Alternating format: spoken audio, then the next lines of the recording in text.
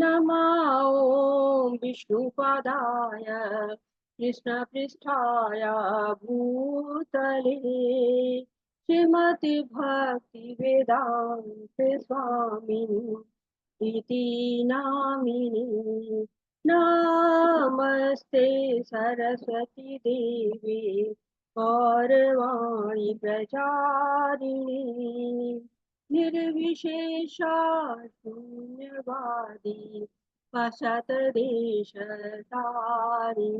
जय श्री कृष्ण चैतन्य प्रभु नित्यानंद श्री अद्वैत गदाधर शिवासादि गौर भक्त वृंद। हरे कृष्णा कृष्ण कृष्णा हरे हरे हरे राम राम राम हरे हरे। हमारे साथ आप लोग भी ज्वाइन हुई है। हरे कृष्णा कृष्ण कृष्णा हरे हरे हरे राम राम राम हरे हरे।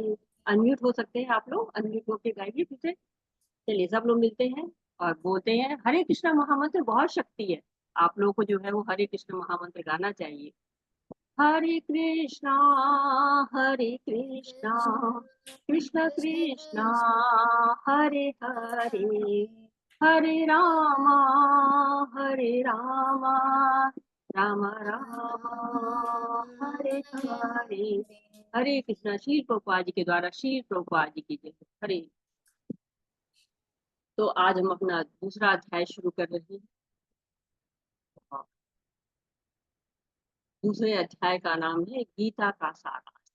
गीता का सार हम लोग जानेंगे। तो उसके पहले हम जैसे कि करते हैं अपने जो हम अपने 18 दिन की जो ये भगवत गीता को समझने की यात्रा है, इसके दूसरे दिन में आप सबका स्वागत करते हैं। सबसे पहले मैं पूज्य गुरुदेव श्री प्रभुपाद जी के चरण वंदना करती हूँ। इस ऑनलाइन पाठ्यक्रम के जनक पूज्य नामोनिष्ठा दास प्रभु जी को, जो राधा गोविंदा मंदिर मैंगलोर के अध्यक्ष भी हैं, और उन सभी जो है शिक्षा गुरुओं को, दीक्षा गुरुओं को पांचांग प्रणाम करती हूँ तथा आप सभी भक्तों का स्वागत करती हूँ। तो जो हमारा जीवन होता है उसमें जो पहला कदम हमारा बहुत महत्वपूर्ण होता है, क्योंकि वो हमारी दिशा बनाता है, दिशा निर्धारित करता है कि हम किस ओर जा रहे हैं, हमें जाना कहाँ है। लेकिन जो दूसरा कदम होता है वो आधार देता है। दूसरा कदम पड़ते ही हमको समझ में आ जाता है कि ये हमको इधर ही चलना है। तो अग्नि पुराण जो है वो उसमें हमने जाना है कि जो भगवत गीता है उसके दूसरे अध्याय को पैर कहा गया है, आधार कहा गया, आधार का नाम दिया गया है। अग्नि पुराण में भगवत गीता के अध्यायों को शरीर के विभिन्न भाग जो हमारे होते हैं, विभिन्न अंग जो कहलाते हैं, उनसे जोड़ दिया गया है। तो ये क्या है, आत्मा का ज्ञान है, आध्यात्म का प्रथम चरण आध्यात्म का ये है। तो प्रथम अध्याय में हमने जाना कि दोनों तरफ की सेनाएं सज गई हैं। तो कहाँ पर सेनाएं सजी हैं? आप कोई बताएगा कि कहाँ पर सेनाएं सज गई, किस जगह पे? कल हम लोगों ने बात की थी कि कहाँ पे हम लोग सेनाएं आई, कोई बताएगा? हाँ, प्रज्ञा माता जी आप बताना चाहते हैं? हरे कृष्णा, बताइए। हरे कृष्णा। आपने जो है हाथ उठाया है माता जी, आप बोलना चाहते हैं? कोई भी जो है वो बताना चाहता है कि कहाँ पे युद्ध हो रहा है, किस जगह पे युद्ध हो रहा है? माता जी कुरुक्षेत्र में। ओ बहुत सही, कुरुक्षेत्र में। बिल्कुल, कुरुक्षेत्र को और क्या कहते हैं? धर्म क्षेत्र भी कहते हैं। धर्म क्षेत्र। बहुत सुंदर माता जी, हरे कृष्ण, बहुत सुंदर। कि धर्म क्षेत्र और कुरुक्षेत्र को धर्म क्षेत्र भी कहा गया है। तो यहाँ पर जो है वो कौरव की सेना, पांडव की सेना सज गई है। युद्ध के शंख बज चुके हैं। कृष्ण जो है पंचजन शंख बजाते हैं, अर्जुन देवदत्त शंख बजाते हैं, युधिष्ठिर अनंत विजय बजाते हैं, भीम है, पौंड्रू है, नकुल है, सुघोष है। नकुल जो है वो सुघोष बजाते हैं और सहदेव जो है वो मणि पुष्पक शंख को बजाते हैं। तो जो है सबके अलग अलग शंख है। कृषि का पंचजन शंख है, अर्जुन का देवदत्त शंख है, युधिष्ठिर का अनंत विजय है, भीम का पौंड्रू है, नकुल का सुघोष है और सहदेव का मणि पुष्पक। और अर्जुन का जो घोड़ा है ना बिल्कुल सफेद है। और उनका नाम भी क्या है, अर्जुन है, वो भी बिल्कुल सफेद जो है कपड़ों में है। और कृष्ण जो है उनके सारथी के रूप में है। और विशाल रथ है जिसकी बहुत सारी शक्तियां है उसकी रथ की। और इतना सुंदर है, इतना बड़ा है कि हमारी कल्पना से ही परे है। हनुमान जी उस ध्वज पर विराजमान है। और वहां पर जो युद्ध क्षेत्र है वहां पर भीष्म भी हैं, द्रोणाचार्य भी है, कृपाचार्य भी हैं, सारे सगे संबंधी हैं। उनको देख के क्या होते हैं, अर्जुन जी शोक में पड़ जाते हैं और अपना जो गांडीव है उसको नीचे रख देते हैं। तो हमने पिछले अध्याय में पढ़ा था कि क्या क्या कारण थे, क्या क्या कारण अर्जुन ने बताए थे कि उनको क्यों शोक हो रहा है, कौन कौन सी चीजें उनके दिल को जो है वो कष्ट पहुंचा रही थी। कोई बताएगा? 4 कारण हम पढ़ चुके हैं पिछले अध्याय में, 5वां कारण इस अध्याय में हुआ। कोई बताना चाहेगा? हरे कृष्णा। अर्जुन माता को जी, उनके हाथ पैर कांप रहे थे क्योंकि वो अपने परिजनों को नहीं मारना चाहते थे। वो उनका बहुत लगाव था अपने परिजनों के प्रति, और इस कारण वो बोल रहे थे कि युद्ध नहीं करना चाहिए मुझे, मैं अपने परिजनों को मार के करूंगा भी क्या। वो लोग ऐसे ही अपने राज्य को संभाले। बहुत सुंदर माता जी। तो अर्जुन को क्या है कि अर्जुन को क्या दया आ रही थी अपने परिजनों के प्रति, कि दया कर रहे थे। और यहाँ पर और जो है दूसरा कारण उनको था कि उनको लग रहा था कि हम अपने लोग को मारेंगे तो क्या आनंद मिलेगा, अपने लोग को मार के तो किसी को खुशी नहीं मिलती है। और हम कोई भी सुख दुख हो हम अपनों के पास दौड़ के जाते हैं। तीसरा सोच रहे थे अर्जुन की तो पाप कर्म है, पाप है ये तो। और साथ ही साथ वो सोच रहे थे कि हम्म, परिवार की परंपराएं जो है वो युद्ध के कारण नष्ट हो जाएंगी। तो ये चौथा कारण था। लेकिन सबसे बड़ी बात है कि जो आतताई लोग होते हैं, जो लोग दुष्ट लोग होते हैं, राक्षस लोग होते हैं, उनको नहीं उनको मारने में कोई संकोच नहीं करना चाहिए। और हम इसमें पढ़ेंगे कि जो है वो 6 प्रकार के आतताई होते हैं। और जब बहुत डिटेल पढ़ेंगे तो हमको पता चलेगा कि 6 प्रकार के आतताई। और उनको बिना सोचे समझे मारा जा सकता है उनको। अब तो मतलब वो प्रथा नहीं रह गई, हम किसी को मार नहीं सकते हैं। लेकिन हाँ हम उनकी पुलिस में शिकायत वगैरह कर सकते हैं। तो जो अ, वैदिक ज्ञान है उसमें लिखा हुआ है कि जो घर जलाता है उसको हम वो आतताई है। जो विष देता है वो आतताई है। जो घातक हथियार से आक्रमण करता है वो आतताई है। जो धन लूटता है वो आतताई है। जो पराई स्त्री का अपहरण करता है और साथ ही साथ जो दूसरे की भूमि हड़प लेता है। तो ये सारे जो रीजन होते हैं, 6 रीजन होते हैं, 6 कारण होते हैं। वो बताते हैं कि हाँ हमको जो है वो क्यों ये मारने के लायक होते, आतताई होते। इनको मतलब दूसरों के ऊपर यातना करने वाले, तो दूसरों को कष्ट देने वाले वो लोग होते हैं। और जो दुर्योधन था वो ये सारे काम कर चुका था ये। फिर बताया कि परिवार की परंपराएं नष्ट हो जाती हैं जब युद्ध होता है। तो सारे लोग मर जाते हैं तो परिवार में जो परंपराएं चलती रहती हैं उनको कौन करेगा, संस्कार कहाँ से होंगे। और अभी 5वां कारण यहाँ पर आएगा। अभी असमंजस में फंस गया है अर्जुन, संशय हो गया है, क्या सही है क्या गलत है कुछ नहीं समझ में आ रहा उसके। तो ये सारी दुविधाओं के कारण क्या है, वो शोकग्रस्त हो गया है, उसको शोक हो गया है कि मुझे ये करना चाहिए कि नहीं, ये कार्य करने लायक है कि नहीं, ये कहीं मेरे को अधर्म में तो नहीं ले जाएगा ये जो है वो सोच रहे हैं। तो असमंजस में फंसा हुआ है। जो सारी दुविधाओं के कारण क्या है, वो शोकग्रस्त हो गया है। और शोकग्रस्त होने का आंखें भर गई हैं, अंग उसके कांप रहे हैं। और यहाँ पर जो है वो कई नामों से कृष्ण को पुकारा गया है। तो आप लोग इन नामों को लिखिएगा कि जो है वो कौन कौन से नाम हैं। और भगवान के कौन कौन से नाम जो है वो यहाँ पर बताए गए हैं, इनको आप लोग लिखिए। तो संजय उवाच, शुरू कर रहे हैं इसको। संजय उवाच तं तथा कृपयाविष्टम् अश्रुपूर्णाकुलेक्षणम् विषीदन्तमिदं वाक्यम् उवाच मधुसूदनः। संजय ने कहा, करुणा से व्याप्त, शोक युक्त, अश्रुपूरित नेत्रों वाले अर्जुन को देखकर मधुसूदन कृष्ण ने ये शब्द कहे। तो ये देखिए नाम आया है मधुसूदन। मधुसूदन जो कि मधु नाम के राक्षस को मारने वाले हैं। तो बता रहा कि आप जो है मधुसूदन हैं। भगवान कृष्ण के नाम का कोई ना कोई उद्देश्य है। मधु एक राक्षस था जिसने ब्रह्मा से जो है वेदों को चुरा लिया था। तो भगवान कृष्ण उसको मारते हैं और वेदों को वापस लाते हैं। तो अर्जुन यही आशा कर रहा है कि भगवान जो है वो मेरे संशय को मारे, मेरे अज्ञान का जो असुर है उसको मार दे। तो हम समस्या जब समझेंगे तभी हमें समाधान मिलेगा। और पहले अध्याय में भगवान कुछ नहीं बोलते हैं। और जो है इसका बड़ा महत्व है कि पहले सुनना चाहिए। भगवान की वाणी आएगी अब, क्योंकि पहले सुनना चाहिए कि समस्या क्या है। बीच में बोल देंगे तो समस्या कहने वाला अपनी समस्या नहीं कह पाएगा।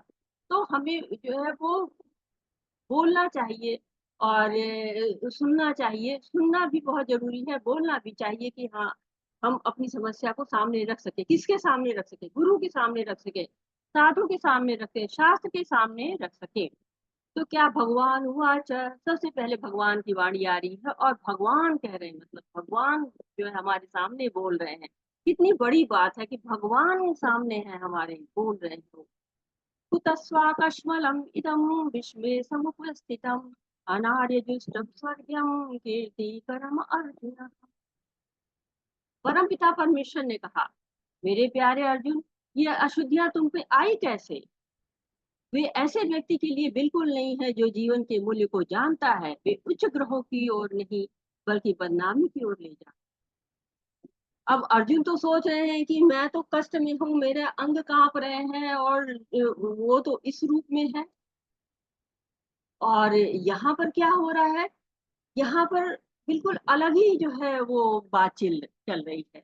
तो पहले अध्याय में 46 श्लोक है और इस अध्याय का जो पहला श्लोक है वो संजय बोल रहे हैं। तो कृष्ण अच्छे वक्ता है, हम सब जानते हैं। पर कितने अच्छे श्रोता है हम यहाँ पर जान पाते हैं। तो हमें भी अच्छे श्रोता बनना चाहिए। यदि हम साधारण रूप से देखेंगे तो हमें भी जो है वो अर्जुन की बात सुनेंगे, उनके कारण सुनेंगे तो सही लगते हैं। हम भी यही करते, अगर हम वहां पे होते तो हम भी यही करते। किंतु कृष्ण भगवान उसका खंडन कर रहे हैं, क्योंकि श्री कृष्ण गुरु की भूमिका ग्रहण कर रहे हैं। उनको बता रहे हैं कि क्या सही है क्या गलत है, उसका मान करा रहे हैं। डांट लगा रहे हैं कि ये अशुद्धि तुम्हारे अंदर आई कहाँ से है। अर्जुन को भगवत गीता में गुणाकेश कहा जाता है, अर्थात नींद को जीतने वाला, अर्थात अज्ञान को जीतने वाला। उस अर्जुन को भगवान डांट रहे हैं। अर्जुन युद्ध की तैयारी तो थी, वनवास गए थे, वहीं से शुरू हो गए वो युद्ध की तैयारी करना। लेकिन अब यहाँ पर सारे अस्त्र शस्त्र जुटा लिए। भगवान से जो शंकर जी से, शिव जी से उन्हें पशुपतास्त्र भी प्राप्त कर लिया। गांडीव धनुष भी अग्निदेव के कहने पर वरुण देव ने दे दिया उनको। युद्ध लड़ने से अब मना कर रहे हैं। अब देखिए बात क्या हुई, वैसी ही बात हो गई कि हाँ, पूरी साल भर तो पढ़ रहे हैं और अब उसके बाद से कह रहे हैं कि हम एग्जाम ही नहीं देंगे। तो साल भर पढ़ने के बाद एग्जाम देना बहुत जरूरी होता है ना। तो एग्जाम ही नहीं देंगे तो कैसे? फिर साल भर पढ़ने का क्या मतलब हुआ? वैसे ही यहाँ पर अर्जुन है, कह रहे हैं कि हम आप नहीं देंगे, मतलब हम नहीं युद्ध लड़ेंगे। तो ये परिस्थिति थोड़ी अलग हो जा रही है। अर्जुन परेशान है, लेकिन वो कह रहे हैं कुलस्सवा, क्या हो गया तुमको? ऐसा तुम क्यों कर रहे हो? तुमको ऐसा नहीं करना चाहिए, तुम ऐसा क्यों कर रहे हो? तुमको युद्ध लड़ने आए हो तो युद्ध लड़ो। लेकिन यहाँ पर वो मना कर रहे हैं। तो ये बहुत सुंदर सा और बड़ा महत्वपूर्ण श्लोक आया हुआ है कि कार्पण्यदोषोपहः स्वभावा पृच्छामि त्वां धर्मसम्मूढचेता यच्छेऽहं चानिश्चितं ब्रूहि तन्मे शिष्येऽहं साधिमां त्वां प्रपन्नम्। अब मैं अपनी कृपा और दुर्बलता के कारण अपना कर्तव्य भूल गया हूँ और सारा धैर्य खो चुका हूँ। ऐसी अवस्था में मैं आपसे पूछ रहा हूँ, जो मेरे लिए श्रेयस्कर हो उसे निश्चित रूप से बताएं। अब मैं आपका शिष्य हूँ, और शरणागत हो, कृपया मुझे उपदेश दें। तात्पर्य, यह प्राकृतिक नियम है कि भौतिक कार्यकलाप की प्रणाली ही हर एक के लिए चिंता का कारण है। पग पर उलझन मिलती रहती है, अतः प्रामाणिक गुरु के पास जाना आवश्यक है, जो जीवन के उद्देश्य को पूरा करने के लिए समुचित पथ निर्देश दे सके। समग्र वैदिक ग्रंथ हमें यह उपदेश देते हैं कि जीवन की अनचाही उलझनों से मुक्त होने के लिए प्रामाणिक गुरु के पास जाना चाहिए। ये उलझने उस दावाग्नि के समान है जो किसी के द्वारा लगाए बिना भभक उठती। इस प्रकार विश्व की स्थिति ऐसी है कि बिना चाहे जीवन की उलझने स्वतः उत्पन्न हो जाती हैं। कोई नहीं जानता, कोई नहीं चाहता कि आग लगे, किंतु फिर भी वह लगती है और हम अत्यधिक व्याकुल हो उठते हैं। अतः मनुष्य को भौतिक उलझनों में न रहकर गुरु के पास जाना चाहिए, और यही इस श्लोक का तात्पर्य है। तो क्या कह रहे हैं कि जो है ये बहुत सुंदर और महत्वपूर्ण श्लोक है। इस अध्याय में बहुत से श्लोक है जो हमने दैनिक जीवन में कोट करते रहते हैं, और ये भगवत गीता जो है नए मोड़ पे जाती है कि अर्जुन योद्धा है, युद्ध करना उसको आता है। वो कैसे युद्ध करे ये नहीं पूछ रहा है कृष्ण से, वो चाह रहा है कि बताइए कि मैं क्या करूं। ये जो है वो समस्या ऐसी है कि सब परिजन खड़े हुए हैं सामने, और मैं जो है संशय में हूँ। तो भगवत गीता हर बात का उत्तर देती है। भगवत गीता युद्ध करना नहीं सिखाती है। भगवत गीता ये बताती है कि सही क्या है और गलत क्या है, भेद करना बताती है। हमको भी क्या है कि जब हम अनिर्णय की स्थिति रहे हमारी, हमें समझ में ना आए कि हमें क्या करना चाहिए, तो क्या करना, हमें गुरु के पास जाना चाहिए। गुरु के पास हर समस्या का हल होता है। और साथ ही साथ यहाँ पे ये भी बताया जा रहा है कि किस भाव से हम भगवत गीता को पढ़ें, क्योंकि ये वार्तालाप साधारण वार्तालाप नहीं है। दो मित्र हैं, वार्तालाप कर रहे हैं, लेकिन अब जो है स्थिति बदल रही है। कृष्ण को अर्जुन जो है वो गुरु भाव बना लेते हैं, गुरु स्वीकार कर लेते हैं, उनकी शरणागत हो जाते हैं। कहते हैं कि बताइए, मैं इस स्थिति में हूँ, सही गलत का भेद मुझे नहीं समझ में आ रहा है, मैं क्या करूं। तो जिन कारणों को, 5 कारणों को वो उचित समझ रहे हैं कि मुझे दया आ रही है, या लोग जो है वो पाप कर्म मुझे लगेगा, आनंद जो है लोगों के बिना कैसे भोग पाऊंगा मैं, और साथ ही साथ परिवार के जो है परंपराएं नहीं रहेंगी, तो ये सारी समस्याएं वो सोच रहा है। और अर्जुन को ये समझ में आ गया कि मेरी बुद्धि नहीं काम करेगी, सही रास्ता कौन दिखाएगा, भगवान ही सही रास्ता दिखाएंगे। यच्छेहं स्वनिश्चितं ब्रूहि तन्मे शिष्येतहं साधिमां त्वां प्रपन्न। तो जो श्रेयस्कर हो, यच्छेहं, जो श्रेयस्कर हो वो बताइए हमको। तो यहाँ श्रेयस का मतलब होता है कि जो हमको श्रेय दे। श्रेय किससे मिलता है, जब हम कोई ऐसा कार्य करते हैं, कल्याणकारी कार्य करते हैं, जो लंबी जो है, जैसे कि अ, हमको तुरंत जिससे लाभ नहीं मिलता है, लंबा लाभ मिलता है, ज्यादा दिनों तक हमको वो लाभ मिले। और कुछ चीजें क्या होती, तुरंत हमको लाभ दे देती, जैसे सच बोलना है। सच, हम पहली बार झूठ बोल के बड़े आराम से बच सकते हैं। ये जो है शॉर्ट टर्म अचीवमेंट है कि हमको बहुत आराम मिला और हम बच गए।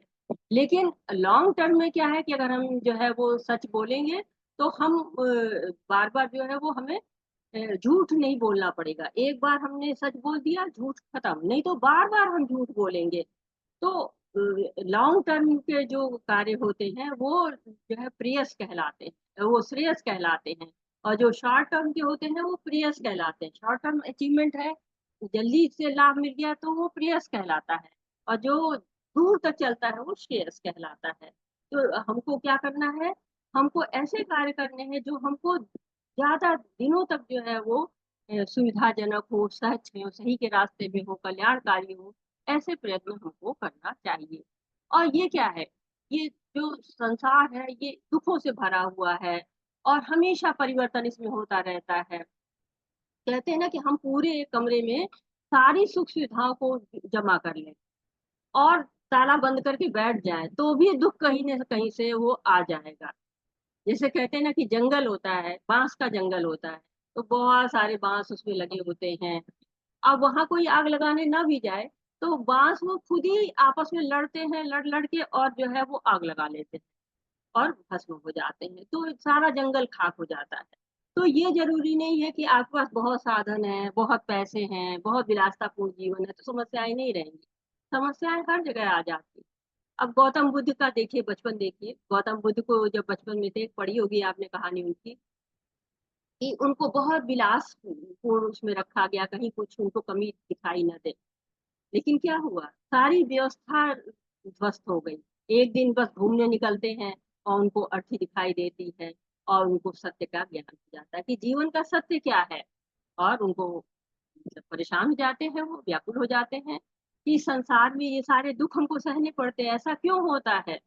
और इसी प्रश्न की जो है वो तलाश में वो निकल जाते हैं। तो महत्वपूर्ण ये है कि जो परिस्थितियां आती है उसमें हम करते क्या है, या करना क्या चाहिए, उचित क्या होता है, ये भी हमें जानना चाहिए कि उचित क्या होता है, क्या करेंगे, कैसे जानेंगे, ये चीजें हमें जानना बहुत ही जरूरी होता है। तो इन चीजों को हमें जानना बहुत जरूरी है। और क्या कह रहे हैं अब भगवान, तो इसके पहले हम ये समझ लेते हैं कि भगवान कहते किसे हैं। भगवान जो है वो कहते हैं, इसको बताया गया है कि भगवान के पास 6 चीजें होती हैं, 6 ऐश्वर्य होते हैं। जिसके पास ये 6 ऐश्वर्य हमेशा रह जाए और प्रचुर मात्रा में खूब ढेर सारा रह जाए, उसको क्या कहते हैं, उसको भगवान कहते हैं, भग कहा जाता है, ऐश्वर्य। तो कहा गया है भगवान का मतलब क्या है, ऐश्वर्य से समग्रस्य वीरस्य यशस्या ज्ञान वैराग्यश्च शस्त्रा भग इति ऋणा। विष्णु पुराण से लिया गया है। ये कोई ऐसा नहीं कि किसी और ने कह दी, पुराणों से पूरा संदर्भ है कि ये 6 चीजें जिसके पास होंगी हमेशा, वो भगवान है। तो क्या ये 6 चीजें कोई ऐसा है भगवान के अतिरिक्त कि हमेशा रख पाए? नहीं, संभव ही नहीं है। अगर बहुत धन होगा तो 4 दिन में खत्म हो जाएगा। वो जो है, जो लिस्ट बनती है धनवानों की, हमेशा बदलती रहती, परिवर्तित होती रहती है। ऐसा नहीं कि एक ही लिस्ट बनी रहे और उसी में, नहीं, बदलती रहती है। कभी कोई धनी हो जाता है, कभी अंबानी धनी हो जाते, कभी अडानी धनी हो जाते हैं, कभी टाटा धनी हो जाते हैं, तो बदलती रहती है। शक्ति, बुढ़ापा आ गया, समाप्त, कम होने लगती है धीरे धीरे। सौंदर्य, वही, उसका भी वही हाल है, जैसे जैसे उम्र बढ़ती है सौंदर्य कम होना शुरू हो जाता है, बुढ़ापा आ गया, सौंदर्य गायब। ज्ञान, ज्ञान भी जो है क्या है, हमेशा जो है, हर चीज का ज्ञान सबको नहीं हो सकता है। किसी एक चीज में आप ज्ञानी हो सकते हैं, लेकिन वो ज्ञान आपको हमेशा नहीं रहता। लेकिन भगवान के पास कितना ज्ञान था, तब गीता बोली आज तक चले आ रही है। सारे वेद पुराण सब भगवान से आए हुए हैं। त्याग, त्याग देखिए ऐसा किया कि छोड़ के जो है वो चल दिए गोकुल, और फिर वापस नहीं आए। ऐसा त्याग किया, सबको त्याग दिया, जो उनके संगी साथी थे सबको त्याग दिया। और प्रसिद्धि कितनी है, आज भी चली आ रही है प्रसिद्धि उनकी, समाप्त नहीं हुई। तो ऐसा कोई भी भगवान के अतिरिक्त नहीं है जो कि इन 6 भगों को हमेशा अपने पास रख सके, हमेशा उसके अंदर ये 6 भग रहे। ऐसा हो नहीं सकता। सुंदरता की परिभाषा क्या है, सबके लिए समान नहीं होती है, सब सुंदर लगे हमेशा, ऐसा नहीं हो सकता है। कभी क्या होता है कि कोई जो जानवर है, अब शेर है, शेर को कोई मोटा आदमी दिखेगा वो अच्छा लगेगा, वो मोटा है, हाँ ये बहुत अच्छा है, इसको खाएंगे, ये बहुत सुंदर है। तो लेकिन भगवान श्री कृष्ण थे क्या, बादल है, नदी है, पेड़ है, पशु है, पक्षी है, सब उनको जो है वो आकर्षित करते थे। यमुना नदी बढ़ जाती थी, उनके चरण छूने के लिए आतुर हो जाती थी। जब लेके वासुदेव जी जा रहे हैं तो यमुना उफन रही हैं कि हमको पैर छूना है उनके। जब वो बंसी बजाते थे तो नदियां नाचती थी, तरंग उनके नाच चलते थे। और कहते हैं कि जो बादल होता था वो छाता लगा देता था। हरे कृष्णा। अपने को म्यूट कर लीजिए आप, अपने जो है वो घर में अगर कोई आवाजें आ रही तो म्यूट कर लीजिए प्लीज। और कहते हैं कि जब वो जाते थे तो पेड़ पौधे अपनी डालियों को नीचे कर देते थे ताकि फल खा ले, जो है भगवान फल खाएं। तो देवता है, असुर है, पशु है, पौधे हैं, सब उन पे मोहित हो जाते थे। ब्रह्म संहिता में लिखा है, कंदर्प कोटि कमनीय विशेषा शोभाम गोविंदाम आदि पुरुषाम तमहम भजामी। तो इतने सुंदर भगवान थे, कंदर्प कोटि, बहुत ही सुंदर थे। प्रसिद्धि भी उनकी बहुत ही ज्यादा थी। कोई चोरी कर ले तो उसको अपमान मिलता है, लेकिन भगवान चोरी करते थे जगह जगह, माखन चोर, चित चोर, कैसे कैसे नाम पड़े, और तब भी आज तक वो लोग गायन करते हैं उनका। और धन का कहिए तो लक्ष्मी उनकी पूजा करती हैं, चरण चापन करती हैं उनका। और शक्ति की कल्पना देखिए, पहाड़ उठा लिए, छोटे से बच्चे थे और जो है उन्होंने 7 दिन तक पहाड़ को अपनी उँगली पे जो है मुस्कुराए हुए रखा हुआ था, बिना खाए-पिए। हम लोग एक टाइम प्रसाद ना पाएँ तो कमज़ोरी आना शुरू हो जाती है। तो अगर कोई खुद को भगवान कहता है, उसे कह दो ज़रा-सा पहाड़ उठा के दिखाओ तो एक पत्थर भी बड़ा नहीं उठा पाएगा। और वैराग्य भी अनंत कोटि ब्रह्मांड के मालिक अर्जुन के सारथी बनने को तैयार हो गए। कितना बड़ा त्याग है। कोई ज़रा-सा धन पा जाता है, तो ज़रा-सा उसको पोस्ट मिल जाती है तो शर्माना शुरू कर देता है। और ज्ञान जो सारे वेद वगैरह उन्हीं के पास है। जो है कहते हैं कि जो वेद होते हैं उनका उद्देश्य ही भगवान को जानना होता है। जब हम 15वाँ अध्याय पढ़ेंगे तो उसमें लिखा हुआ है, वेदेश सर्वे रहमेव वेद्यो, वेदांत कृद्वेद विदेव चाहम। तो भगवान का ज्ञान जो है वो अथाह है। तो सारे गुण उनके अंदर असीमित मात्रा में है। हम उन लोग जैसे उनके जो है वो शक्ति खत्म नहीं होती है, बल खत्म नहीं होता है। तो हम अब जानते हैं भगवान के, कहा गया है कि भगवान कौन है, इसको समझने के लिए हमें ये समझना पड़ेगा कि भगवान की 3 अवस्थाएँ हैं। 3 अवस्थाओं में भगवान जो है वो आप देख सकते हैं। कहते हैं परमेश्वर, परमात्मा और ब्रह्म। 3 अवस्थाएँ भगवान की होती हैं और इनको मैं थोड़ा बड़ा करके दिखाती हूँ तो आपको ज़्यादा अच्छी तरह समझ में आएगा कि तो कृष्ण कौन है? देखिए, ये क्या है? ज्योति सी आ रही है, लाइट आ रही है, जैसे सूर्य निकलने को होता है, तो थोड़ी-सी लाइट आती है। ये अवस्था जो है वो पहली अवस्था है, ब्रह्म की अवस्था है। भगवान की ब्रह्म ज्योति जब भगवान की होती तब ऐसे दिखाई पड़ते हैं। जब और नज़दीक जाते हैं तो हमें थोड़ा-थोड़ा दिखाई पड़ने लगता है, ये भान होता है हमको, ये स्थिति परमात्मा की होती है। और ये स्थिति क्या होती है, जब कोई पूरा नज़दीक जाते हैं तो हमें पेड़ दिखाई देता है, पेड़ पे तोता दिखाई देता है, उससे फल दिखाई पड़ने लगते हैं। तो ये क्या स्थिति होती है? ये परमेश्वर की, हम पूरी तरह से उनको जान पाते हैं, तो ये स्थिति परमेश्वर की। तो भगवान की 3 अवस्थाएँ हैं, 3 तरह की अवस्थाओं से देखिए ये सूर्य है, पूरा ज्योति है, ये भगवान की ज्योति दिखाई पड़ रही है आपको। और ये परमात्मा रूप है। और ये देखिए मनमोहनी मूर्ति, कितनी सलोनी सी मूर्ति, ये क्या है? परमेश्वर, भगवान ये है। इनको भगवान कृष्ण कहते हैं। तो जब भी हम भगवान को जानते हैं, भगवान को 3 स्तर पे जान पाते हैं और हम अपने-अपने स्तर के अनुसार से भगवान को जान पाते हैं। अब क्या कह रहे हैं, पहले क्वेश्चन का आंसर मिल रहा है। पहला जो है प्रश्न अर्जुन का क्या था? दया थी, दया आ रही थी अर्जुन को। तो क्या कहते हैं, क्या आंसर देते हैं भगवान? देहिनस्मिन् यथा देहे कौमारं यौवनं जरा तथा देहांतर प्राप्ति धीरस्तत्र न मुह्यति। जिस प्रकार शरीरधारी आत्मा इस वर्तमान शरीर में बाल्यावस्था से तरुणावस्था में और फिर वृद्धावस्था में निरंतर अग्रसर होता रहता है, उसी प्रकार मृत्यु होने पर आत्मा दूसरे शरीर में चला जाता है। धीर व्यक्ति ऐसे परिवर्तन से मोह को प्राप्त नहीं है। तो यहाँ पर बताया जा रहा है कि कैसे जो है वो भगवान जो है वो कह रहे हैं कि हम शरीर नहीं हैं। अगर ये कोई सोच रहे कि हम शरीर है तो हम शरीर नहीं है, हम आत्मा है। कैसे जानेंगे हम इसको? हम आत्मा है कैसे जानेंगे? अपने बदलते हुए शरीर को देख के। आप देखिए कि आप अपनी बचपन की फोटो देखिए, कितने अलग थे आप, स्वयं को नहीं पहचान पाएंगे, मुश्किल होता है। पहले हम कैसे थे, धीरे धीरे बदलते रहते हैं। कहते हैं तो लेकिन क्या होता है, देखिए कि हमारा उम्र बढ़ जाती है, ये हमारा मन क्या करता है, हम दौड़ लगाएं, हम झट झट सीढ़ियाँ चढ़े। कहते हैं ना कि दिल तो बच्चा है लेकिन जो है वो शरीर बूढ़ा हो रहा है। तो ऐसा क्यों होता है?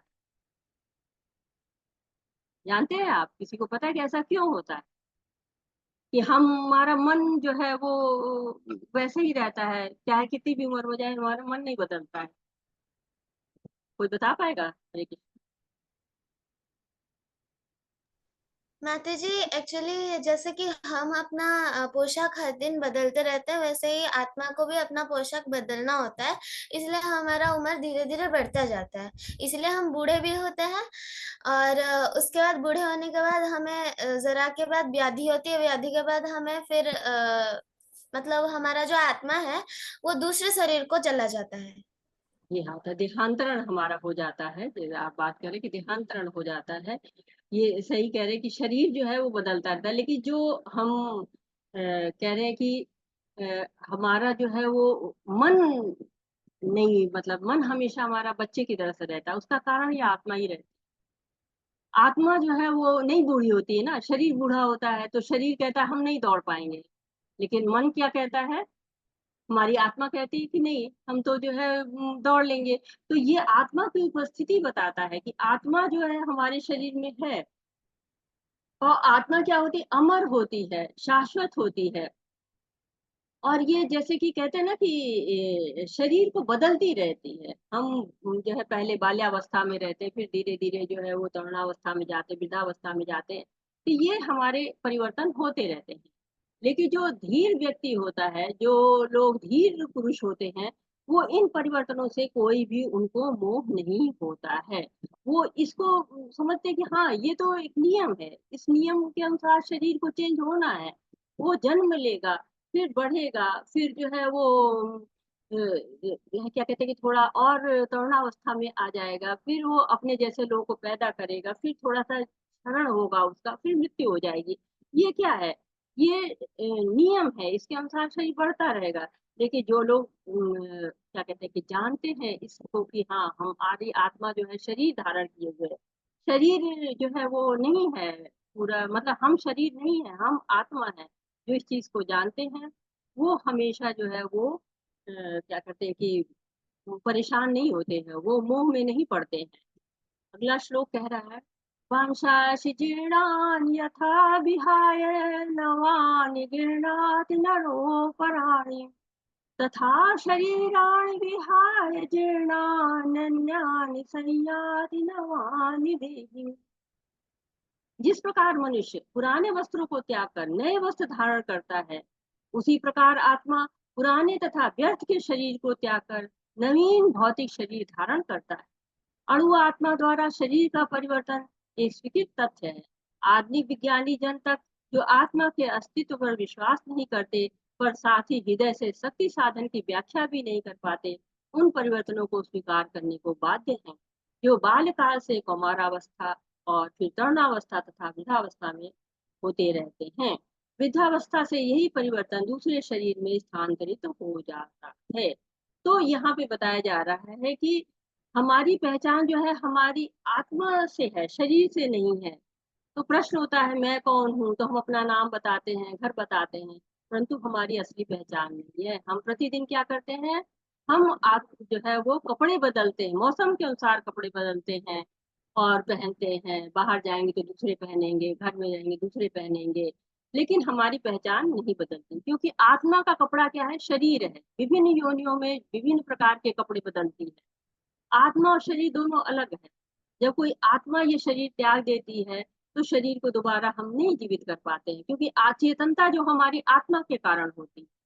और पर जो है शरीर क्या होता है, जैसे ही थोड़ा पुराना हो जाता है, वैसे क्या करते हैं, उसको शरीर जो है वो बदल जाता है, आत्मा अपना कपड़ा बदल देती है। और इसी को क्या कहते हैं, देहांतरण कहलाता है। आत्मा शाश्वत है, वो हमेशा रहेगी। मृत्यु क्या है, इस देह का जो है वो स्वाभाविक परिवर्तन है, बदलता रहेगा। चाहे कितना भी साबुन घिस लो, क्रीम पाउडर लगा लो, चाहे कुछ भी कर लो, नश्वर है। तो भगवान उत्तर दे रहे हैं कि हमको दया किस पर करनी है, शरीर पर नहीं करनी है, आत्मा पर करनी है। शरीर तो नश्वर है, समाप्त हो जाएगा, लेकिन आत्मा हमारी रहेगी हमेशा। इसलिए हमको दया किस पर करनी है, आत्मा पर करनी है, शरीर पर हमको किसी प्रकार की दया नहीं करनी है। ये श्लोक बता रहा है। फिर क्या बता रहे हैं, जो आत्मा की क्या विशेषताएं हैं ये बता रहे हैं।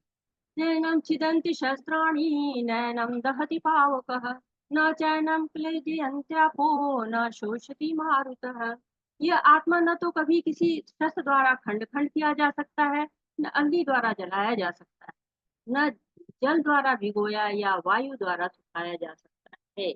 तो हमारा शरीर क्या है, पंच महाभूत, पंच से बना हुआ। आकाश को अलग कर दिया यहाँ पे, देखिए बाकी चीजों को बताया। नैनम छिदन्ति शस्त्र, किसी भी शस्त्र से इसको छेद नहीं किया जा सकता है। नैनम दहति पावक, अग्नि से भी जलाया नहीं जा सकता है।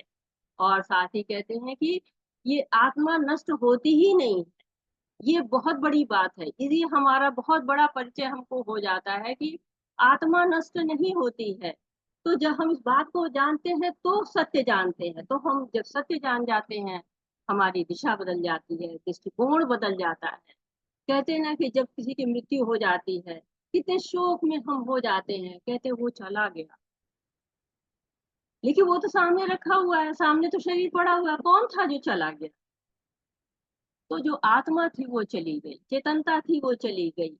तो ये जो आत्मा है क्या है? इसको काटा नहीं जा सकता है, जलाया नहीं जा सकता है, भिगोया नहीं जा सकता है, सुखाया नहीं जा सकता है। तो यहाँ तक कि आत्मा की जो है वो क्या नाप है उसकी, भौतिक विज्ञान नहीं नाप पाया है उसको। हमारे शास्त्र लेकिन बताते हैं कि हाँ, जो है आत्मा का जो है क्या आकार होता है। तो ये अर्जुन के माध्यम से हम जान रहे हैं कि हम शरीर नहीं है, आत्मा है। और जब हम ये जान जाते हैं तो हमारे जो कार्य होते हैं शरीर के स्तर पे तो करते हैं, हम नहाते हैं, धोते हैं, ब्रश करते हैं, सुंदर वस्त्र पहनते हैं, जूता चप्पल पहनते हैं। लेकिन साथ ही हम अपने आप को शुद्ध भी करते हैं, भगवान की सेवा में भी लगाने लगते हैं, क्योंकि हमें पता चल जाता है कि हम आत्मा हैं। कहते हैं ना, चैतन्य महाप्रभु करते हैं, चेतो दर्पण मार्जनम भव महादावाग्नि निर्वापम, कि चित्त के दर्पण को साफ कर देना है। और किस कैसे? भगवान का नाम लेना पड़ेगा। शरीर क्या है? पिंजरा है। और आत्मा क्या? पंछी है। पिंजरे को कितना भी रगड़ डालिए, कितना भी जो है वो आप उसको साफ सुथरा रखिए, लेकिन पंछी को दाना वाना नहीं देंगे तो मर जाएगा। ये जो है सब हम लोग जानते हैं इस चीज को। देखिए, यही हम जब तक आत्मा को नहीं सजाते संभालते हैं, आत्मा का श्रृंगार नहीं करते हैं, तो शरीर का श्रृंगार काम नहीं आता है। कहते हैं ना कि जैसे कि सूरज है, अब सूरज के पास चिंगारी भी है, मतलब सूरज के पास जो है वो ताप है, बहुत तेज, मतलब चिंगारी वैसे नहीं, अग्नि वाली नहीं है, मतलब ताप भी है और प्रकाश भी है। अब ये जो है क्या होता है कि अगर हम देखेंगे कि हाँ, सूरज जो है वो ताप और प्रकाश हमको लेके आता है, वैसे भगवान जो है वो हमको अपनी दया कृपा लेकर आते हैं। हम जब उनके साथ जो है रहते हैं तो हम प्रसन्न रहते हैं। जैसे चिंगारी होती है, अग्नि जलाते चिंगारी होती है, जितनी आग के पास रहती है प्रबल होती है। सूरज के पास जो किरण होती है जितनी पास में रहती है प्रबल होती है। जैसे दूर चली जाती है उसकी प्रबलता समाप्त हो जाती है, उसकी ताप समाप्त होता है, प्रकाश कम होने जाता है, जैसे सूरज से दूर होता जाएगा। तो भक्ति करनी है। क्यों भक्ति करनी है? ताकि हमारी आत्मा को पोषण मिले। और आत्मा का जानने का यही लाभ कि अर्जुन जो है, जो परेशान थे, दुखी थे, उनको बता रहे भगवान की आत्मा पर दया करो तुम। जो है वो आत्मा पर दया करना बहुत ही जरूरी है, क्योंकि आत्मा ही है जो हमेशा रहती है, बाकी शरीर तो नश्वर है, चला जाता है।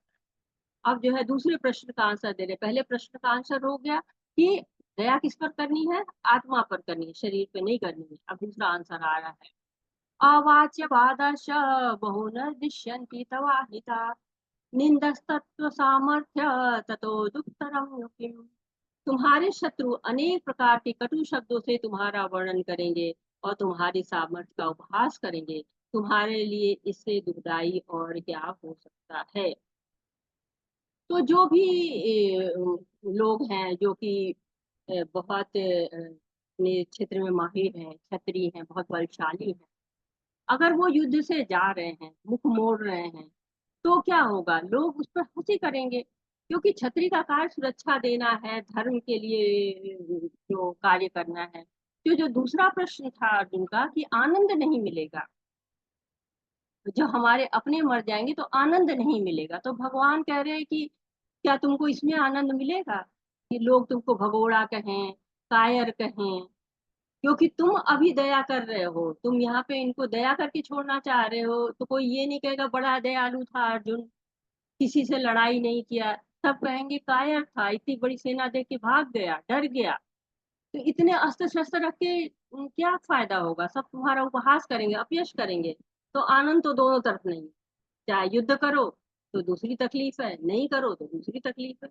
युद्ध करोगे तो क्या होगा? तुम्हारा जो है वो स्वजन जो कह रहे हो, तुम्हें तकलीफ है कि हाँ हमारे स्वजन मारे जाएंगे, कोई आनंद नहीं है, वो होगा। और युद्ध नहीं करोगे तो कायर कहलाओगे। तो अब जो है वो भगवान उसको रास्ता दिखा रहे कि देखो तुम्हें क्या जो है वो सही लग रहा है, क्या करना चाहिए तुम्हें। ये तुम जो है वो देखो, अपना समझो। इस चीज को बता रहे कि तुम्हारे ऊपर कोई दया किसी की नहीं आएगी। तुम अगर सोचते हो कि तुम्हारे ऊपर दया करेंगे तो ऐसा कुछ नहीं है। हतो वा प्राप्स्यसि स्वर्गं चित्वा वा भोक्ष्यसे महीम् तस्मादुत्तिष्ठ कौन्तेय युद्धाय कृतनिश्चय। हे कुंती पुत्र, तुम यदि युद्ध में मारे जाओगे तो स्वर्ग प्राप्त करोगे, यदि तुम जीत जाओगे तो पृथ्वी के साम्राज्य को भोग करोगे। अतः दृढ़ संकल्प होकर करके खड़े हो और युद्ध करो। तो यहाँ भगवान बता रहे हैं कि आनंद कहाँ पर है। आनंद बता रहे हैं कि जो सोच रहा है कि आनंद नहीं है, तो आनंद कहाँ पर है ये भगवान बता रहे हैं कि दो लाभ है। क्या है, जीत गए तो राज्य मिल जाएगा, भोग करोगे, यही आनंद है। और हार गए तो स्वर्ग मिलेगा। दोनों अवस्था तुमको आनंद देने वाली है। जो कहते हैं कि दोनों हाथ में लड्डू है, चित भी मेरी पट भी मेरी वाला हिसाब है। तो अर्जुन जो युद्ध के तर्क दे रहा था कि आनंद नहीं है, तो ये तर्कहीन है। ये क्या है कि अपयश और बढ़ा देगा। आनंद तो दूर की बात होगी, अपयश आपका और आ जाएगा अगर आप युद्ध को नहीं करते हैं। यहाँ पे ये बता रहे, नेहाभिक्रम नाशस्तयो कृतवायो न विद्यते स्वल्पं पयस्य धर्मस्य त्रायतो भयतो महतो भयात्।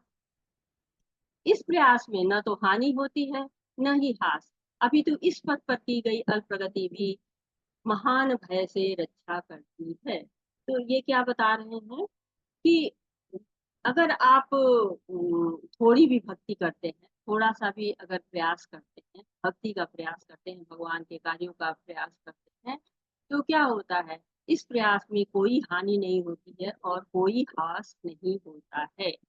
कि ये प्रयास व्यर्थ नहीं जाता। जो कह रहे हैं ना कि पाप कर्म है, तो कह रहे नहीं, भगवान के लिए प्रयास करो, भगवान के लिए कार्य करो तो तुमको सफलता मिलेगी। कोई भी भक्ति में अगर तुम कोई भी कार्य करते हो तो तुमको क्या होगा कि तुमको अगर तुमने किया, छोड़ दिया, नहीं पूरा हुआ, भक्ति पूरी नहीं हुई, क्योंकि ये बहुत सवाल लोगों के पास रहता है, प्रश्न रहता है ये कि हम भक्ति तो कर रहे हैं और हो सकता है कि बीच में हमारी मृत्यु हो जाए या किसी कारण भक्ति छूट जाए, तो इसका तो मेरा प्रयास बेकार हो जाएगा। कहेंगे ना, माया मिली न कृष्णा। तो क्या करें, तो कहते नहीं, तुम थोड़ा भी करोगे ना, तुम्हें सफलता जितनी मिलेगी वो आपके लिए सुरक्षित रहेगा। वो कार्य जो थोड़ा भी प्रयास करेंगे वो मिटेगा नहीं, समाप्त नहीं होगा। तो इसलिए आपको भक्ति करते रहना चाहिए। उसकी ये नहीं सोचना है कि हम थोड़ी भक्ति करेंगे बेकार हो जाएगा। क्योंकि जैसे कि हम भौतिक जीवन में है, हम मकान बनवा देते हैं तो अगले जन्म में फिर बनाना पड़ता है। अगर यहाँ इस भौतिक जीवन में खूब बड़ी बड़ी डिग्री ले ली और इंजीनियर बन गए, डॉक्टर मिल गए, बन गए, तो फिर जो है वो दोबारा जन्म लेंगे तो फिर करना पड़ेगा। लेकिन जो ये भक्ति का कार्य है, ये नहीं करना पड़ता। चाहे प्रहलाद महाराज थे, ध्रुव महाराज थे, तो इन लोगों ने भक्ति की और जो है सारे आनंद भोगे। कई लोग कहते हैं ना, देखिए ये लोग बच्चे थे, प्रहलाद महाराज भी छोटे से थे, बच्चे थे, ध्रुव महाराज भी छोटे से बच्चे थे। तो बहुत लोग कहते हैं कि भक्ति शुरू कब से करें। तो ज्यादातर लोग का मामला होता है कि हाँ ये तो बुढ़ापे का कार्य है, जब सारा कुछ हम कर लेंगे, सब ठीक ठाक हो जाएगा, तो भक्ति कर लेंगे। नहीं, छोटे पर से भी भक्ति करेंगे आप, प्रहलाद महाराज जैसे, ध्रुव महाराज, छोटे पर से भक्ति करेंगे उतनी ज्यादा आपको सफलता मिलेगी। और साथ ही साथ कई लोग ये सोचते हैं कि भक्ति बहुत मुश्किल का कार्य है, इसमें जो है वो हम नहीं कर पाएंगे, हमारे बस का नहीं है। लेकिन देखिए, प्रयास करना चाहिए। जटायु ने प्रयास किया, जटायु जानता था रावण कितना मजबूत है, सबको हर परास्त कर देगा। जटायु तो बहुत ही उसके मामले में कम है, लेकिन जटायु ने प्रयास किया और भगवान आए, भगवान के हाथ से उसका अंतिम संस्कार हुआ, तो मोक्ष की प्राप्ति उसने की। तो भगवान अपने पिता का अंतिम संस्कार नहीं कर पाए थे, लेकिन जटायु का किया उन्होंने। और जटायु से पूछा भी कि तुमको मैं मुक्त कर दूं, तुम पूरा जीवन दे दूं तुमको, आ जाओ, मतलब ये मृत्यु तुम्हारी हटा दूं। तो नहीं नहीं, इससे अच्छी मृत्यु कहाँ मिलेगी मुझे। तो भक्ति में जो प्रयास होते हैं उसकी सराहना होती है। और देखिए विभीषण जो है, विभीषण है, प्रहलाद महाराज है, हनुमान जी हैं, इन लोगों ने सबने जो है वो भक्ति की और सफलता को प्राप्त किया। अब आगे जो है वो अगले चौथे प्रश्न का आंसर आ रहा है। चौथे प्रश्न का आंसर था कि पारिवारिक परंपराएं नष्ट हो जाएंगी। देखिए ये कितना प्यारा सा बच्चा है, इसको धोती पहनना सिखा रहे हैं, उसके पिता हैं। तो ये संस्कार इस तरह समाप्त हो जाएँगे, पिता ही नहीं रहेंगे, युद्ध हो के सारे जो है वो मारे जाएँगे योद्धा। तो घर में पिता नहीं रहेंगे, तो पिता नहीं रहेंगे तो कैसे जो है वो मतलब ये संस्कार कौन सिखाएगा? कैसे आएँगे संस्कार? तो इसी की बात यहाँ पर हो रही है। तो क्या कह रहे हैं? व्यवसायत्मिका बुद्धिरेकेह कुरुनन्दन बहुशाखाहनान्तश्च बुद्धयो स व्यवसायिनाम्। तो यहाँ पर आंसर जो है वो दिया जा रहा है कि जो इस मार्ग पर चलते हैं वो प्रयोजन में दृढ़ रहते हैं और उनका लक्ष्य एक होता है। हे कुरुनंदन जो दृढ़ प्रतिज्ञ नहीं है, उनकी बुद्धि अनेक शाखाओं में विभक्त होती है। तो यहाँ पर जो है वो असमंजस का आंसर दिया जा रहा है कि असमंजस में मत रहो। जो लोग एक मार्ग में चलते हैं, बहुशाखा हनान्तश्च जिनकी ढेर सारी शाखाएँ हो जाती हैं, वो क्या होते हैं, उनकी बुद्धि इधर-उधर भटकती रहती है कि अरे! मैं जो है वो क्या करूँ, ये वो कर लूँ, एमबीए कर लूँ कि इंजीनियरिंग कर लूँ कि डॉक्टर कर लूँ कि ये पढ़ लूँ कि वो पढ़ लूँ, ऐसे ढेर सारे जो है चक्के रहते हैं। लेकिन यहाँ पे जीवन में असमंजस की स्थिति को समाप्ति तब हो जाती है, कब समाप्ति हो जाती है? जब जीवन में भक्तों का संग आ जाता है। जब शास्त्र आ जाते हैं, गुरु आ जाते हैं, तो ये सारी दुविधाएँ जो है खत्म हो जाती हैं। क्योंकि बुद्धि में स्थिरता आ जाती है, दृढ़ता आ जाती है, लक्ष्य दृढ़ हो जाता है। लेकिन जब तक हमारा उद्देश्य एक नहीं होता, हमारा उद्देश्य क्या होना चाहिए? भगवान श्री कृष्ण। जब बुद्धि हमारी कई शाखाओं में विविक्त होगी तो श्री कृष्ण पर स्थिर नहीं हो पाएगी, असमंजस रहेगा। बुद्धि में दृढ़ता आनी चाहिए। कैसे आएगी? जब हम भगवान को शरणागत हो जाएँगे। जब हम भगवान से कहेंगे कि जो है मैं आपके शरणागत हूँ, मुझे स्वीकार करो। जैसे अर्जुन कह रहे हैं कि मैं शरणागत हूँ, मुझे स्वीकार करिए। तो वो अर्जुन के जैसे हमको भगवान की शरण में जाना है। जो गुरु कहे वो कार्यों को करना है। भगवान के जो है वो प्रचार-प्रसार करना है, भगवान की बातें करनी है, भगवान के श्रवण करना है, भगवान का कीर्तन करना है। तो अर्जुन के जो इतने सारे कारण थे, ढेर सारे कारण थे, उनका भगवान जो है वो धीरे-धीरे खंडन कर रहे हैं और कि ये जो है सारे आंसर देते जा रहे हैं कि बुद्धि को एक स्थिर रखिए। जगह-जगह पे अगर आप अपनी बुद्धि को यहाँ-वहाँ बहलाते हैं, तो आपको क्या होगा, आप प्रगति नहीं कर पाएँगे। आप जो भक्ति में प्रगति नहीं कर पाएँगे, आपको सबसे बड़ा कारण क्या होता है, हमारा बहुत बड़ा भय होता है कि हम इस जन्म, मृत्यु, जरा, व्याधि के चक्र से कैसे उभरेंगे? और उसका जो है उत्तर भी बता रहे हैं। कि देखिए, आपको क्या करना है, त्रैगुणिया विषया वेदा निस्त्रैगुणो भवार्जुन निर्द्वंद्वो नित्य सत्वस्थो निर्योग क्षेम आत्मवान। वेदों में मुख्यतः प्रकृति के 3 गुणों का वर्णन हुआ है अर्जुन। इन 3 गुणों से ऊपर उठो, समस्त द्वैतों तथा लाभ तथा सुरक्षा की सारी चिंताओं से मुक्त होकर आगे। तो बता रहे हैं कि आपको 3 गुणों से ऊपर उठना है। कौन-कौन से गुण होते हैं, किसी को पता है? हरे कृष्ण। 3 जी गुण माता होते हैं। जी। जी, बताएँ। सत्व, तम सत्वगुण, रजोगुण और तमगुण। बिल्कुल, बहुत सुंदर माताजी, बहुत सुंदर। तो ये 3 गुणों से ऊपर उठना है, कैसे? वेदों के कर्म कांड से पहले ऊपर उठिए। वेदों के कर्म कांड से जब ऊपर उठ जाएँगे, तो फिर क्या होगा कि वेद में आपको बताया गया है कि कर्म कांड करिए, ये कर्म कांड करिए। तो क्यों बताया गया है कि 3 गुण से ऊपर उठना, सतोगुण, रजोगुण और तमोगुण से ऊपर उठना है। तो उसके लिए करना क्या है? भगवान को जानना है, भगवान की सेवा करनी। कहते हैं तावान सर्वेषु वेदेषु ब्राह्मण अभिजानिता। सभी वेदों के द्वारा भगवान को जानना है। भगवान प्रसन्न हो जाते हैं, तो किसी की चिंता नहीं करनी है, ना समाज की, ना परिवार की, ना पितरों की, किसी की चिंता करने की आवश्यकता नहीं। क्योंकि अर्जुन परेशान थे कि हाँ, परिवार के मुखिया की मृत्यु हो जाएगी, संतानों को संस्कार देने वाला कोई नहीं रहेगा, कुल की स्त्रियाँ पथभ्रष्ट हो जाएँगी, अवांछित संतानें होंगी, पिंडदान कौन करेगा? और कहते हैं कि भगवान को अगर आप प्रसन्न कर लेते हैं, उसका आंसर भी होता है कि भगवान को भी यदि आप प्रसन्न कर लेते हैं, तो आपको जैसे पेड़ में पानी डालिए तो सारे पत्ते हैं, फूल है डाली है, सब में पानी देने की ज़रूरत नहीं होती है। ऐसे जैसे आप खाना खाते हैं, पेट में भोजन रहता है, तो सारे अंग हमारे हृष्ट-पुष्ट रहते हैं। अलग से हाथ, पैर, नाक, कान में भोजन नहीं देना पड़ता है। तो वैसे ही यदि परिवार में भक्ति कोई करता है, तो एक भक्त अगर हो जाता है तो सारे परिवार का उद्धार हो जाता है। जैसे विभीषण थे, विभीषण ने क्या था, विभीषण ने जो है वो भगवान की भक्ति की तो उनके सारे परिवार को जो है मुक्ति मिली।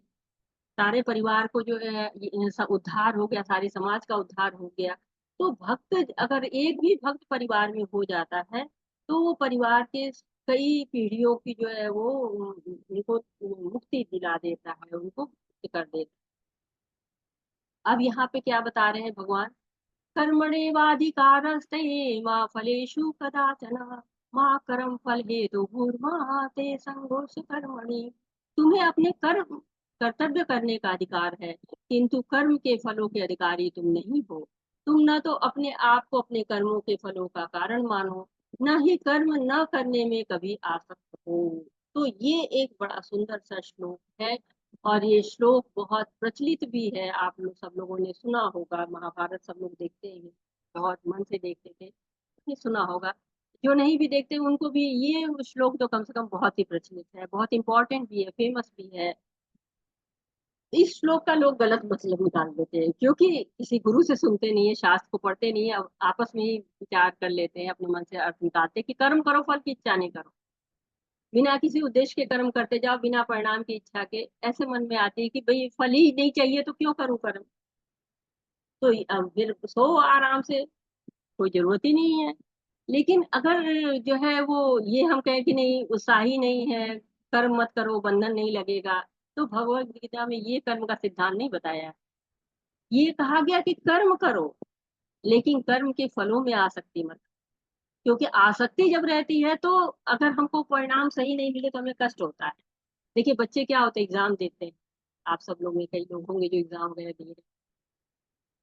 तो अगर उसमें आसक्ति है कि नहीं नहीं इसमें इतने नंबर हमें मिलने हैं, इतना ये होना है, तो क्या होता है, कष्ट होता है। नहीं मिले, मन वांछित परिणाम नहीं मिला।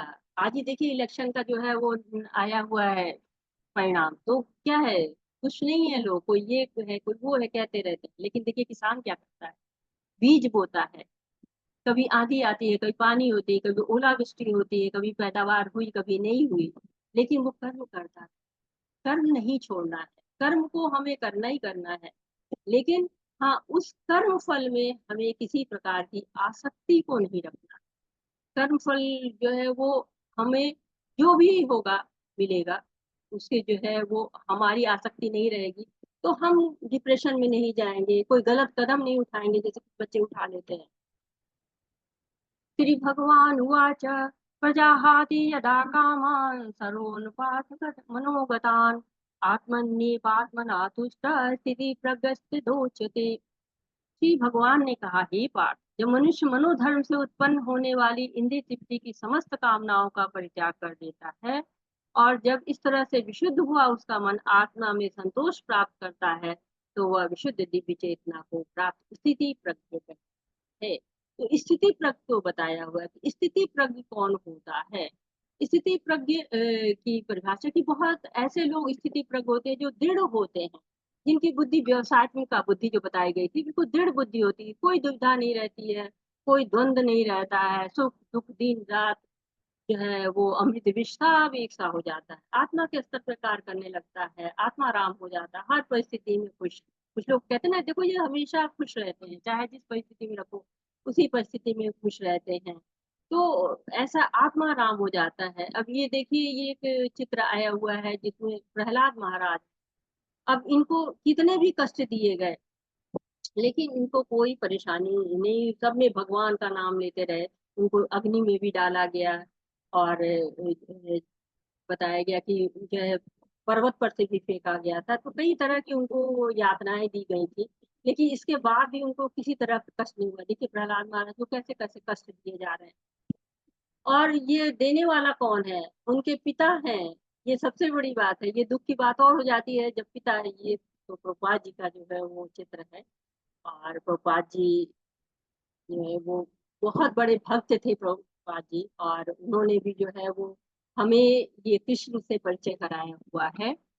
और दो श्लोक में मनोविज्ञान, अब जो आगे के दो श्लोक आ रहे हैं इसमें आप जो है मनोविज्ञान है, ये जो है वो ऐसा श्लोक है दोनों कि इनको पढ़ाया जाता है, कई जगह पे रिसर्च की जाती है इस पे, और इनको कई यूनिवर्सिटी में भी पढ़ाया जाता है इसको, तो विदेशों में भी इसको पढ़ते हैं लोग। तो ये श्लोक पहले भी सत्य था, आज भी सत्य है, और इसमें कोई भी परिवर्तन नहीं आया हुआ है। तो जो है ये मनोविज्ञान तब भी काम करता था और आज भी काम करता है। तो ये मनोविज्ञान किस तरह का मनोविज्ञान क्या बताया गया है? ध्यायतो विषयान् पुंसः सङ्गस्तेषूपजायते, सङ्गात् सञ्जायते कामः, कामात् क्रोधभिजायते। इंद्रिय विषयों का चिंतन करते हुए मनुष्य की उनमें आसक्ति उत्पन्न हो जाती है, और ऐसी आसक्ति से काम उत्पन्न होता है, और फिर काम से क्रोध उत्पन्न होता है। बताइए जो है वो, अभी आगे दूसरा श्लोक भी पढ़ लेती हूँ, ताकि जो है एक साथ इनका चिंतन किया जा सके। क्रोधाद्भवति सम्मोहात्, सम्मोहात् स्मृतिविभ्रमः, स्मृतिभ्रंशात् बुद्धिनाशो, बुद्धिनाशात् प्रणश्यति।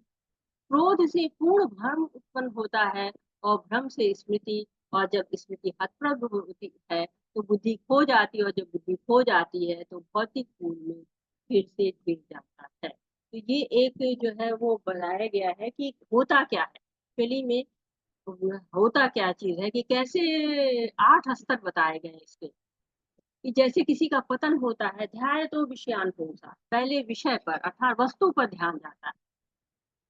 हम घर में हैं, बाहर है, मोबाइल है, लैपटॉप है, टीवी है, कितनी चीजें दिखाई पड़ती हैं, सड़कों पे कितनी गलत चीजें दिख जाती हैं, पत्र पत्रिका है, न्यूज़पेपर है, कितनी गलत बातें पढ़ लेते हैं। तो अगर कोई बात आपको प्रभावित नहीं करती, कोई दिक्कत, कोई परेशानी नहीं होती, कोई बात नहीं। समस्या तब आती है जब बार बार उस पर ध्यान जाने लगता है। अब दिमाग में आ रहा है, बार बार सोच रहे हैं, आसक्ति हो रही है। आसक्ति होने लगी तो कामना होने लगी, ये चाहिए। जैसे दुर्योधन को इंद्रप्रस्थ का महल देख के उसको कामना हो गई कि ये महल मुझे चाहिए।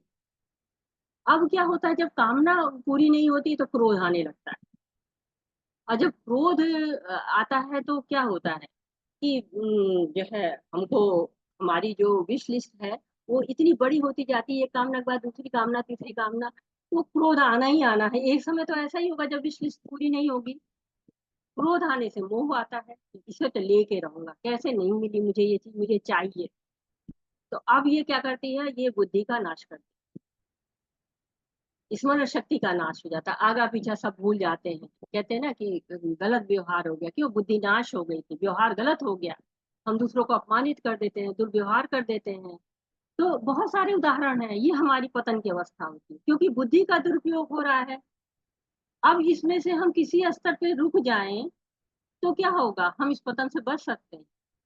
तो भगवत गीता हमें इसमें मदद करती है कि हम इनको अपने जीवन में उतारें, तो हमारी साथ जो है ये पतन की अवस्था जो है नहीं आएगी। कि पहले अगर हम वस्तु को देखें, यही रुक गए, कोई बात नहीं, देख लिया, हो गया। आसक्ति आई तो आसक्ति पे रुक गए, कि नहीं, आसक्ति नहीं आनी चाहिए, ठीक है, वहीं रुक गए, नहीं। फिर कामनाओं पे रुक गए, चलिए तब भी कोई बात नहीं। क्रोध आया, वहीं रुक गए, तब भी कोई बात नहीं। लेकिन अब क्या है, अब मोहन सम्मोह हुआ, फिर जो है मतलब भ्रम होने लगा कि क्रोध में कुछ भी करने लगे, इस बार बुद्धि का नाश हो गया और पतन हो गया। तो अब ये बुद्धि की हानि करके पतन हो गया, तो अब तो पतन ही हो गया, कोई लाभ ही नहीं रह गया। तो अच्छा क्या है कि हम कहीं ना कहीं रुक जाएं, किसी अवस्था पे रुक जाएं, ताकि हमें कोई जो है नुकसान न होने पाए।